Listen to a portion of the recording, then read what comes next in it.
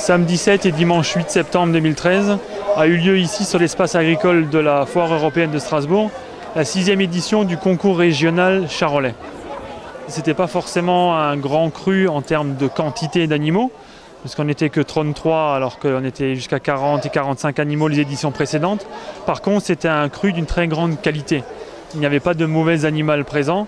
On voit très bien que la génétique continue de progresser dans les élevages alsaciens et que le niveau moyen continue de monter. La charolaise est la race à viande la plus connue en France et elle représente 80% des effectifs en Alsace.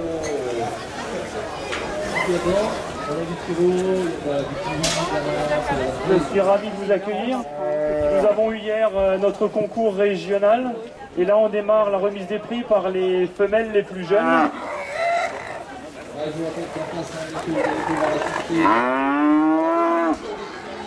Les critères de jugement en race charolaise lors d'un concours sont assez simples.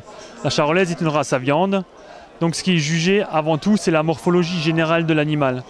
Son gabarit, sa taille, sa conformation, et après on regarde de très près tout ce qui est caractère secondaire.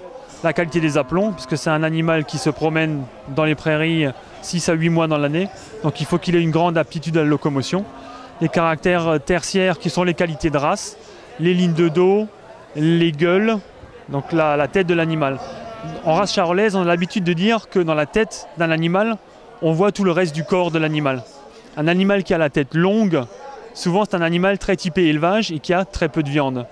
Par contre, quand c'est un animal qui a une tête très moelleuse, qui a des joues épaisses et qui a des grands yeux, souvent le reste du corps est pareil. C'est un animal qui a énormément de conformation et qui possède de la viande avec des morceaux de viande noble très importants, des proportions de viande noble importantes. Attention, attention, attention.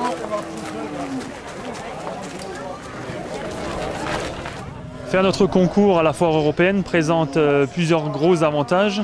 Déjà la période, c'est la période idéale l'automne pour faire des concours de bovins de race à viande. Et c'est quand même une manifestation qui draine un grand public très nombreux. Et c'est ce que nous recherchons en venant ici, c'est de communiquer, présenter notre race au grand public, qui est en fin de compte le consommateur final de notre production.